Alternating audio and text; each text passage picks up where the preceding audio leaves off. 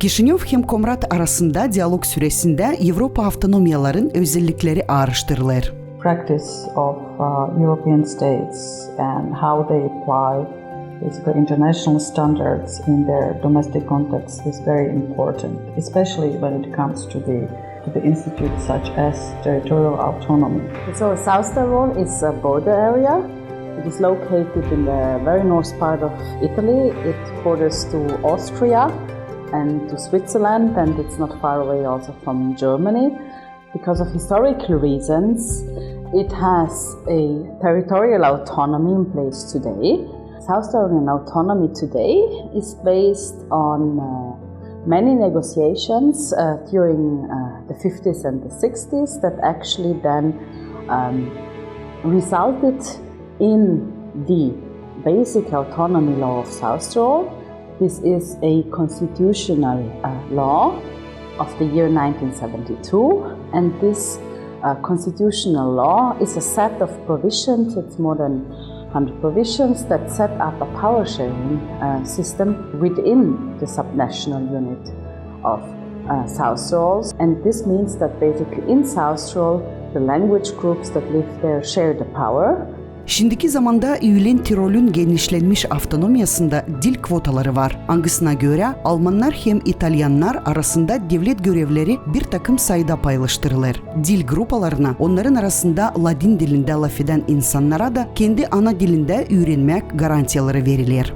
To establish all these things, to put basically into practice what is written in the 1972 Basic Law of South Tyrol, a joint commission was established. This joint commission is composed of representatives from South Tyrol and representatives from the central authorities, so from Rome, and it also composed of representatives that are of German mother tongue and representatives that are of Italian mother tongue. They were sitting together for many years to write down implementing legislation. Onlarca yıl diskusyalardan hem kompromis aramasından sonra şimdi de Rim Merkez Kuvvetleri'nin hem Avtonomiya Administrasyası'nın arasında diyalog ilerler.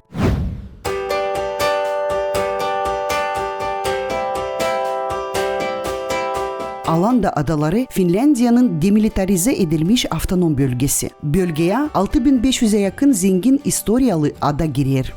Åland Islands, which are in between Finland and Sweden in the Baltic Sea, they were part of the Swedish kingdom until 1809.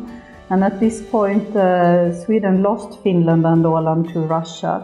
And then later, when Finland became independent from Russia in 1917, there was a dispute arising between Finland and Sweden about the islands where they would belong to, because the Ålanders, who are Swedish speakers, they wanted to go back to the former motherland of Sweden.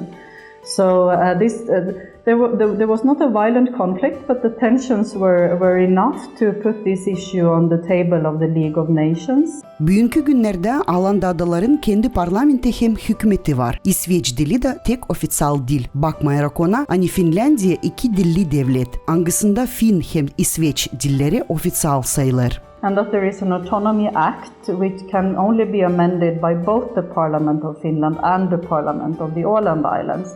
One interesting body which I'd like to highlight, it's the Åland Delegation, which is a body that is composed of representatives of both the state and the autonomy, and they have an important role in legislative control and also in the economic calculations.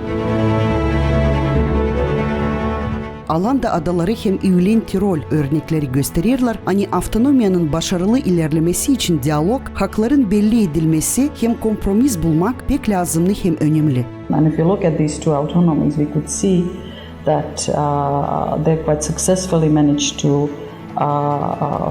live these communities in peace and thrive within Italy and Finland. This is, I think, extremely for Moldova. I think that's the main lesson also in the context of the wider European integration, having basically well-functioning public administration, and all the subnational levels are working well together.